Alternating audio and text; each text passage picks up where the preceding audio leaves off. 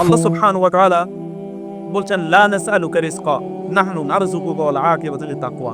তাহলে তোমাদের রিজিক নিয়ে কোনো টেনশন করতে হবে না।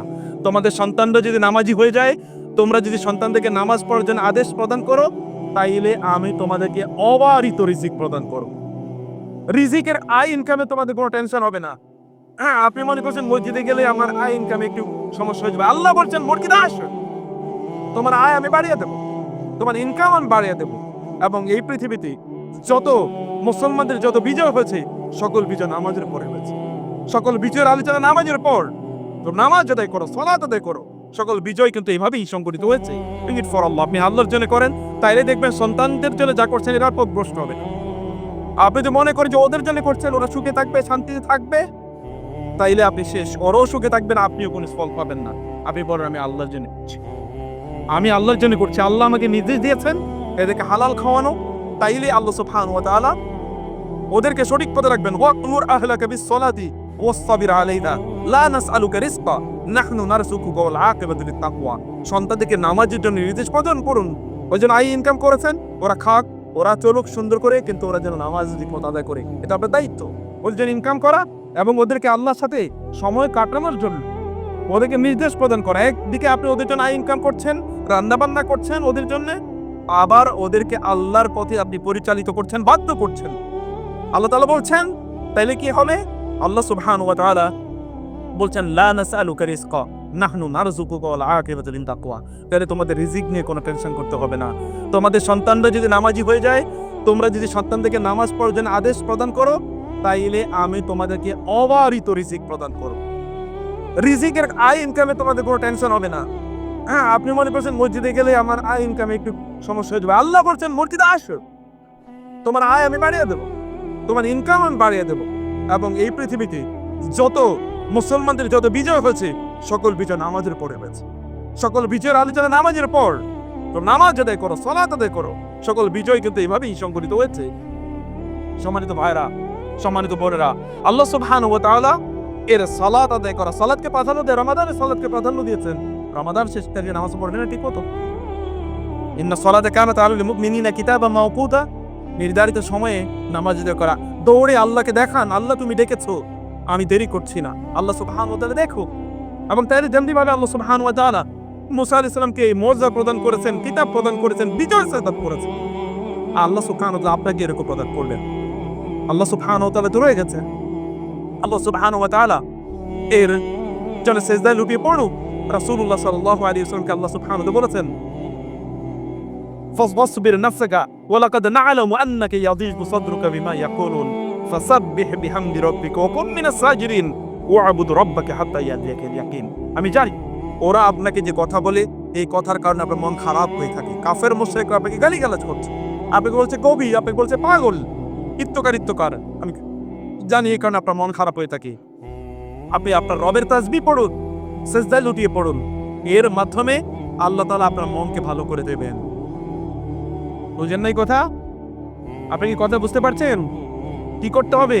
মন খারাপ হলে সিজদায় লুটিয়ে পড়তে হবে। নামাজে দাঁড়িয়ে তো মন খারাপ, নামাজে দাঁড়ান। সিনেমা দেখার, গান শোনার, গল্প করার ইত্যাদি প্রয়োজন নেই। নামাজ দাঁড়ান। আল্লাহ বলছেন আমি তোমার মন ভালো করে দেবো।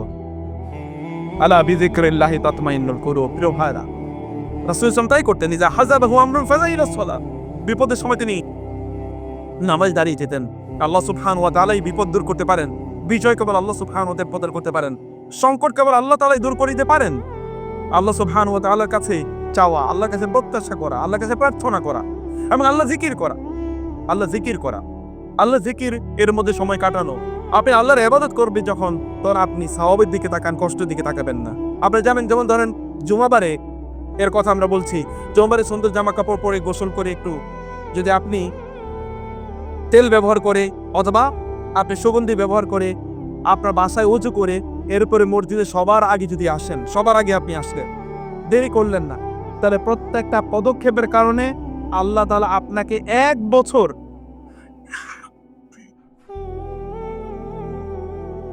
যদি আপনি রোজা রাখেন অথবা 1 বছর যদি আপনি নামাজ আদায় করেন, তাহাজ্জুদ নামাজ আদায় করেন, যেই সওয়াব আপনি অর্জন করবেন প্রত্যেকটা পদক্ষেপের কারণে আল্লাহ তাআলা আপনাকে এতটুকু সওয়াব প্রদান করবেন। কেমন হতে পারে? এবং আপনি যদি সবার আগে আসেন তাহলে আপনি যেন আল্লাহ তাআলার রাস্তায় একটা উট জবাই করে তারপরে এটাকে বিলিয়ে দিলেন।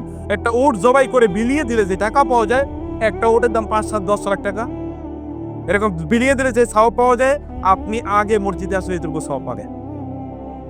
আপনি মনে করলেন আরেকটু সিনেমাটা দেখি, আরেকটু বাসায় কাজ করি, আরেকটু খেতে কাজ করি, একটু দোকানে কাজ করি, আপনি সওয়াবের দিকে তাকাইলেন না। কেমন গুলো বলেন? আপনি সওয়াবের দিকে একটু তাকান। রাসূল সাল্লাল্লাহু আলাইহি ওয়াসাল্লাম বলেছেন, কেউ যদি রোজা, কেউ যদি ওযু করে, খেয়াল করবেন, কেউ যদি ওযু করে, তাহলে ওযুর অঙ্গ প্রত্যঙ্গগুলো থেকে পানি পড়ার সাথে সাথে তার গুনাহগুলো কি ঝরে যায়। ওযু করলে কি হয়? আপনার শরীরে যেমন মুখ ধুইছেন, মুখের মধ্যে অনেক গুনাহ হয়েছে না? এই গুনাহগুলো সব ঝরে যায় মুখের পানির সাথে সাথে। আপনি ওই দিকে তাকান না, ওযু করলে কষ্টের দিকে তাকায়, সওয়াবের দিকে তাকান। আল্লাহ তাআলা কি সওয়াব আপনাকে প্রদান করবেন একবার দেখেন না। কোন এক সময় চিৎকার করবেন, আমাকে আবার এ দুনিয়ায় আবার আমাকে পাঠাও আল্লাহ, লাআল্লি আমালু সালিহান ফীমা তারাকতু, কাল্লা, আমাকে দুনিয়া আবার পাঠান, আমি এবার আমল ভালো কাজ করে আসি। আল্লাহ বলেন কাল্লা, না না, ইন্নাহা কালিমাতুন হুয়া কায়িলুহা। এরকমই কথা বলে, এরকমই কথা বলে, ওর কোনো স্থিরতা নাই। ও আজকে এটা বলে কালকে ওটা বলে, ও আজকে বলে ভালো হয়ে যাবে, কালকে থেকে আবার আগের মতো হয়ে গেছে। ও রমজান রোজা রাখছে, রমজানের পরে ওর মধ্যে ঈমান নাই, ইসলাম নাই, ওর মধ্যে ওরকম তাকওয়া নাই, একই অবস্থা, ওর কোনো পরিবর্তন নাই। আল্লাহ তাআলা বলেন ইন্নাহা কালিমাতুন হুয়া কায়িলুহা ওয়া মিন ওয়ারাইহিম বারযাখুন ইলা ইয়াউমি ইউবআসুন। আল্লাহ তাআলা বললেন আওয়ালাম নুআম্মিরকুম মা ইয়াতাযাক্কারু ফীহি মান তাযাক্কার ওয়া জাআকুমুন নাযীর ফাযুকু ফামা লিয-যালিমিনা মিন নাসীর। আল্লাহ তাআলা বলেছেন, তোমরা এখন চিৎকার করছো কেন? ওহুম ইয়াস্তারিখুনা ফিহা রব্বানা আখরিজনা না'মাল সালিহান গায়রাল্লাযী কুন্না না'মাল। সেখানে জাহান্নামীরা চিৎকার করবে এবং বলবে, আল্লাহ আমাদেরকে এখান থেকে বের করুন, আমরা এখন আবার দুনিয়া পাঠান, ভালো কাজ করব। আল্লাহ তাআলা বলবেন, না, আমি কি তোমাদেরকে এমন সময় দেই নাই, এতটুকু হায়াত দেই নাই, যতটুকু হায়াত পেয়ে অন্যরা জান্নাতে গিয়েছে? আল্লাহ তাআলা বলবেন কিয়ামতের দিন, জান্নাতীরা বলবে যে আল্লাহ আমাদের তো ইন্নী কানা লিকারিন, আমার কিছু বন্ধু বান্ধব ছিল, ওদেরকে দেখছি না। আল্লাহ বলেন হাল আনতুম মুত্তালিউন, একটু তাকাইবা, দেখবা ওরা কই আছে? বলে হ্যাঁ, তাকাতে চাই। ফাত্তালা ফারাআম ফি সাওয়াইল জাহিম। আল্লাহ বলছেন তখন ওই জান্নাতি ব্যক্তি একটু জাহান্নামে উকি দিয়ে দেখবে, উকি দিয়ে দেখবে জাহান্নামের মধ্যখানে ওই ব্যক্তি আছে, তার বন্ধু, তার আত্মীয়, তার মা, তার বাবা, তার ভাই, তার বোন, তার স্ত্রী, তার স্বামী জাহান্নামে। এমনি কারালি করেন, আমার তো একজন সঙ্গী ছিল, ওকে দেখছি না, ও কই আল্লাহ? জান্নাতি বলবে এবং দেখা যাবে তাকে জাহান্নামে। তখন তিনি বলবেন, ওই ব্যক্তি জাহান্নামে, তাল্লাহি ইন কিত্তা লা তুরদিন, আল্লাহর কসম তুমি তো আমাকে জাহান্নামে প্রায় ফেলে দিছিলা।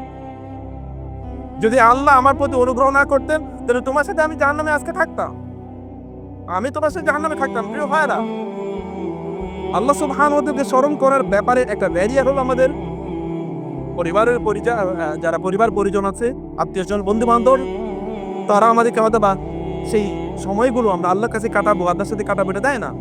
তারা আমাদেরকে হয়তো বা ডিস্টার্ব করে, তারা আমাদেরকে অনুপ্রাণিত, উদ্বুদ্ধ করে না, অথবা আমরা অন্যদিকে উদ্বুদ্ধ করি না। আপনি উদ্বুদ্ধ করছেন না, পরিস্থিতি কি হতে পারে দেখেন, আল্লাহ চিত্রায়ন করছেন কোরআনে, এরকম একটা অবস্থা তৈরি হতে পারে। সম্মানিত ভাইরা, সম্মানিত বোনেরা, এই কারণে আল্লাহ সুবহানাহু ওয়া তাআলা এর প্রতি আপনাদের সময়টা প্রদান করা। আল্লাহকে নিয়ে আপনার এইদিকে তাকান, এই যে মুরব্বী, এইদিকে তাকাতে হবে, অন্যদিকে পেছনের দিকে তাকান না। জুমার দিন পেছনের দিকে অন্যদিকে তাকানো এটা হারাম, নিষিদ্ধ।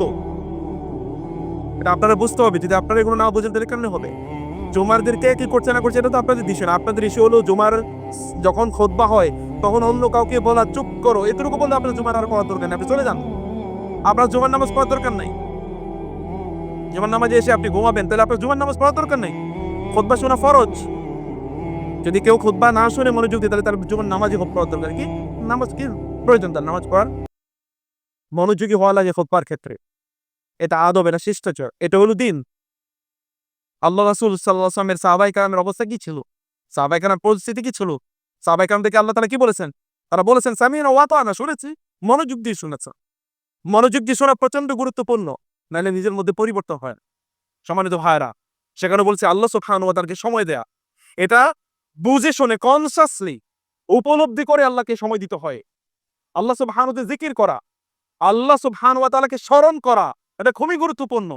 রাসূল সাল্লাল্লাহু আলাইহি ওয়াসাল্লাম বলেছেন, আল্লাহ তাআলা বলেন আনা ইনদা যন্নি আবদি ওয়া আনা মাআহু ইযা যাকারাক ফাইযা যাকারানি ফি নাফসি যাকারতুহু ফি নাফসি ওয়া ইযা যাকারানি ফি মালাইন যাকারতুহু ফি মালাইন আলামিন। আল্লাহ তাআলা বলেন, আমার বান্দা আমাকে যেমন মনে করে আমি তেমন। আমার বান্দা যদি আমাকে মনে করে আমি ওর বিপদ দূর করে দেব, আমি ওর বিপদ অবশ্যই দূর করে দেব। আমার বান্দা যদি আমাকে মনে করে আমি ওকে কষ্ট দেব না, আমি অবশ্যই ওকে কষ্ট দেব না। আমার বান্দা যদি মনে করে আমি ওকে বিজয় দেব, আমি ওকে বিজয় দেবই। আমার বান্দা যদি মনে করে আমি ওকে রিজিক দেব, আমি ওকে রিজিক দেবই। ও আমাকে যা মনে করে আমি তেমনই রাসূল এই জন্য বলেছেন তোমরা লা তামুতুন্না ওয়া আনতুম মানে তুহসিনুনা যান্না বিল্লাহ, তোমরা আল্লাহর প্রতি উত্তম ধারণা পোষণ না করে মারা যেও না। আল্লাহর প্রতি উত্তম ধারণা নিয়ে তারপরে আল্লাহর কাছে আসো। আল্লাহর ব্যাপারে তুমি খারাপ ধারণা নিয়ে আসলা, তাহলে আল্লাহর কাছে আইসো না, তোমার জন্য ভয়াবহ বিপদ আছে। এবং রাসূল বলেন যখন ব্যক্তি আল্লাহকে স্মরণ করে তখন আল্লাহ বলেন ও আমাকে স্মরণ করে ফাজকুরনি আযকুরুকুম, তুমি আমাকে স্মরণ করেছো অথবা আমি তোমাকে স্মরণ করছি। মনে রাখবেন, যদি আপনি আল্লাহর জিকির করতে চান, যদি আপনার আল্লাহ জিকিরের কথা মনে পড়ে, তাহলে আল্লাহ চান আপনার কথা মনে করতে। যদি আপনি নামাজে দাঁড়িয়ে যান, তাহলে মনে করবেন আল্লাহ চান যে আপনি আল্লাহর সাথে কথা বলুন। যে আপনি কোরআন তেলাওয়াত করে, তাহলে মনে রাখবেন আল্লাহ চান যে আল্লাহ সুবহানাহু ওয়া তাআলা আপনার সাথে কথা বলতে চান, এই কারণে আপনি কোরআন তেলাওয়াত করার তৌফিক আল্লাহ তাআলার পক্ষ থেকে প্রাপ্ত হয়েছে। আল্লাহ সুবহানাহু ওয়া তাআলা যদি আপনাকে দান করা তৌফিক দান করে, তাহলে বুঝবেন আল্লাহ আপনাকে আরো বেশি দিতে চাচ্ছেন। যদি আল্লাহর কাছে দোয়া করার তৌফিক আল্লাহ আপনাকে দেন, যদি কোনোবার আপনার মনে পড়ে এখন দোয়া করা দরকার, তাহলে বুঝবেন আল্লাহ চান যে আপনার দোয়া কবুল করে নেবেন।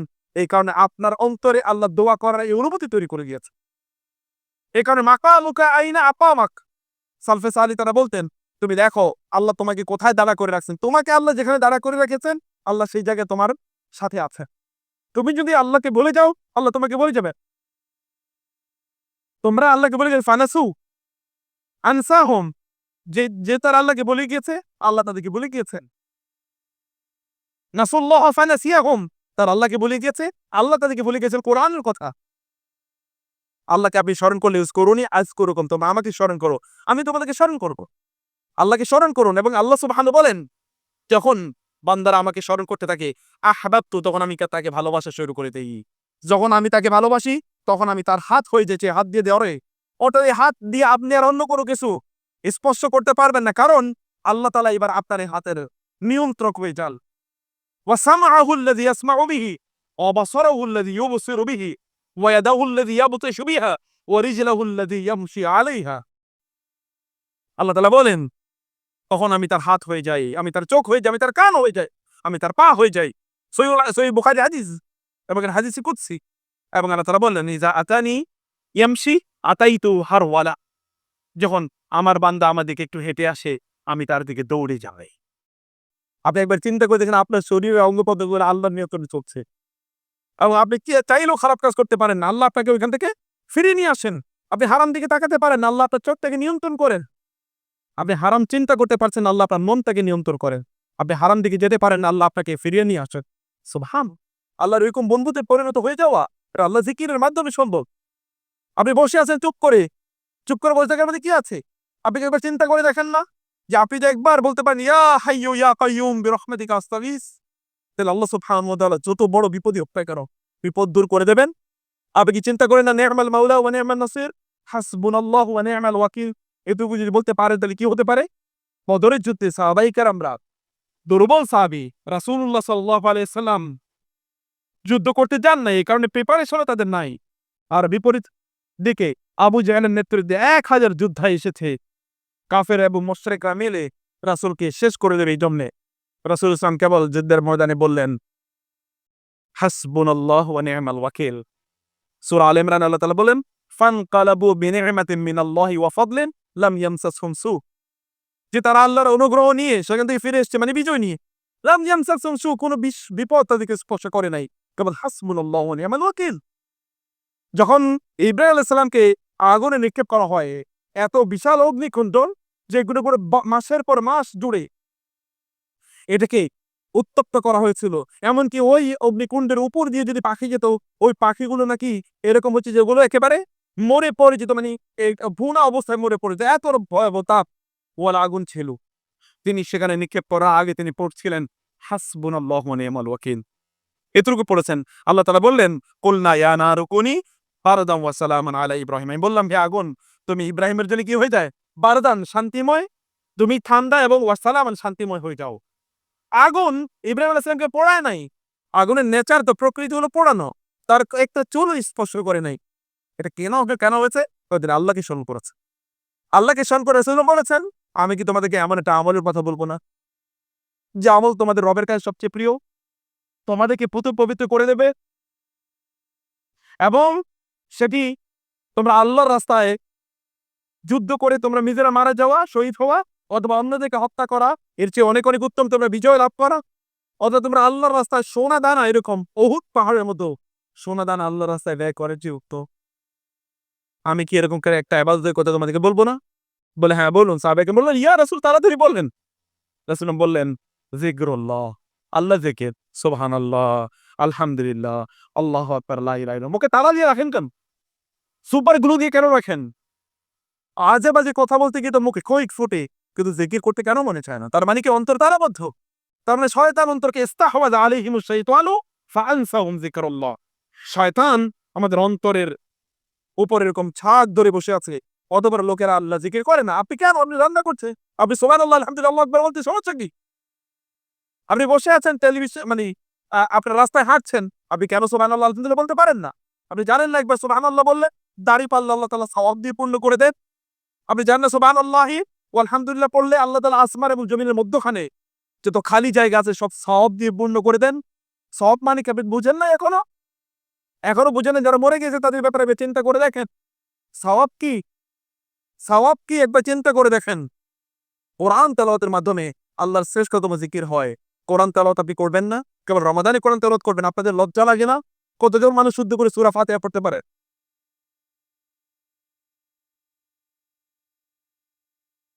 আপনি কি মনে করছেন কিয়ামতের দিন আল্লাহ জিজ্ঞেস করবেন না, তুমি সূরা ফাতিহাটা ঠিকমতো পড়তে পারলা না মিয়া?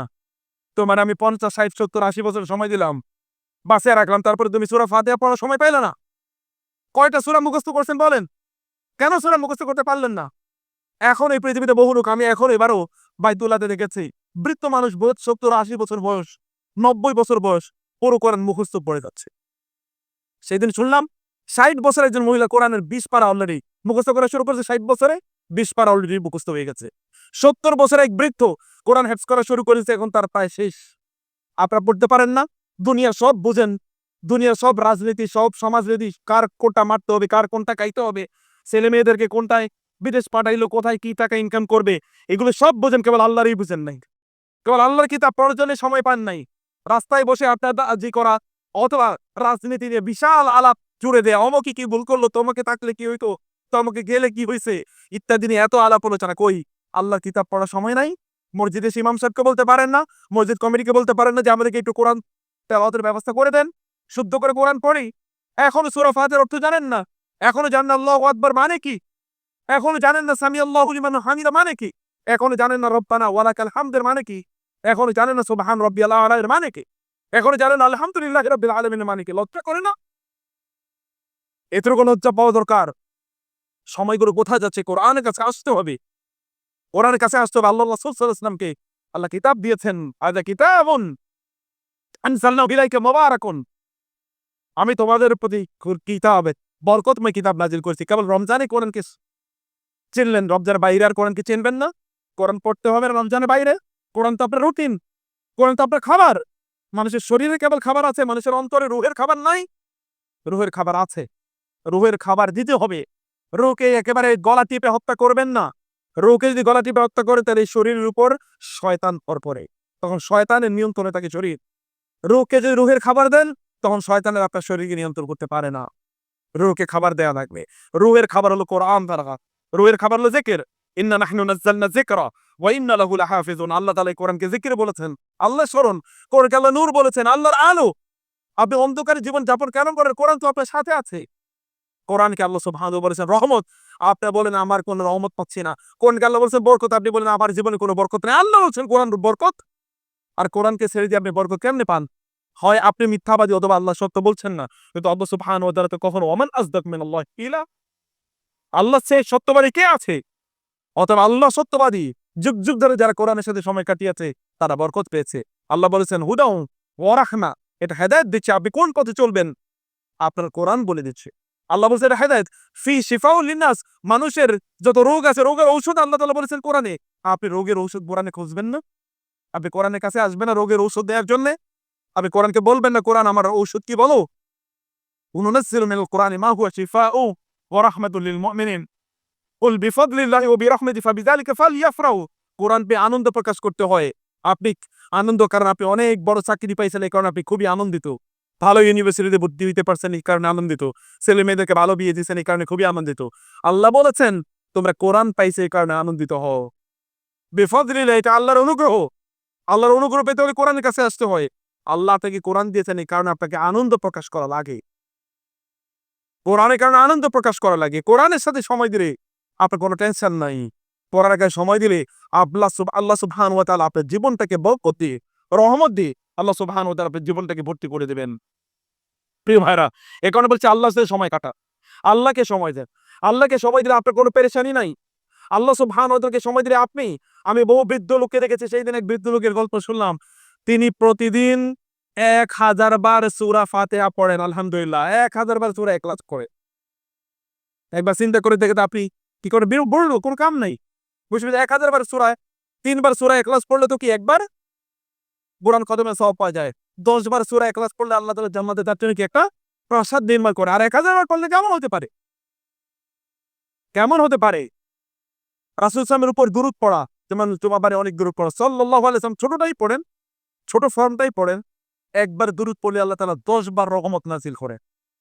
১০ বার পড়লে ১০০ বার, ১০০ বার পড়লে ১,০০০ বার। কত রহমত আপনার লাগবে? রহমত দেওয়ার জন্য আল্লাহ উন্মুক্ত হয়ে আছেন। আল্লাহ উন্মুখ হয়ে আছেন, তার রিজকে উন্মুক্ত করে দিয়েছেন। আর আল্লাহ সুবহানাহু ওয়া তাআলার কাছে আপনি রহমত নেবেন না? রহমত নেয়ার কাজগুলো আপনি করবেন না? রমাদানের পর এ কারণে বলছি আল্লাহর সাথে জীবন কাটান এবং এই উপলব্ধি আপনি পাবেন তাহাজ্জুদে নামাজ আদায় করেন। ওয়াবিল আসহারি হুম ইয়াস্তাগফিরুন। আপনার রব প্রথম আকাশে নেমে আসেন এবং তিনি বলতে থাকেন, তিনি যেভাবে নেমে আসার কথা তাই ভাবে আসেন। আমরা জানি আর কিছু, এতটুকু যেহেতু তৈয়া দিচ্ছে সে। তিনি আসেন ও বলেন, তোমাদের রিজিকের প্রবলেম থাকলে বলো, তোমাদের সমস্যা থাকলে বলো, গুনাহ থাকলে বলো, আমি সব সমাধান করে দিচ্ছি। আপনি আল্লাহকে বলবেন না ওয়াবিল আসহারি হুম ইয়াস্তাগফিরুন, এবং ভোরের দিকে গিয়ে আপনি ইস্তেগফার, আস্তাগফিরুল্লাহ, আস্তাগফিরুল্লাহ, আস্তাগফিরুল্লাহ। রাসূল সাল্লাল্লাহু কোনো গুনাহ ছিল না। প্রতিদিন তিনি ১০০ বারের উপরে, প্রায় এক বৈঠকে তিনি আস্তাগফিরুল্লাহ পড়তেন। তাইলে এত বহু বৈঠকে তিনি কতবার আস্তাগফিরুল্লাহ পড়তেন? আস্তাগফিরুল্লাহ পড়েন। আস্তাগফিরুল্লাহ, আস্তাগফিরুল্লাহ, আস্তাগফিরুল্লাহ বলতে থাকুন। আল্লাহ সুবহানাহু ওয়া তাআলা আপনার সন্তানগুলোকে আল্লাহ সুবহানাহু ওয়া তাআলা উত্তম করে দেবেন। আমি লাস্ট ১-২ মিনিটে যেটি বলছিলাম, তাহলে যে আমি সূরাতু আল আম্বিয়া থেকে একবার তেলাওয়াত করছিলাম। সূরাতুল আম্বিয়ার এই আয়াতগুলো আপনার বাসায় গিয়ে পড়বেন। ৮২তম আয়াত থেকে শুরু করেছি আমি, ৯০তম আয়াত পর্যন্ত তেলাওয়াত করেছি।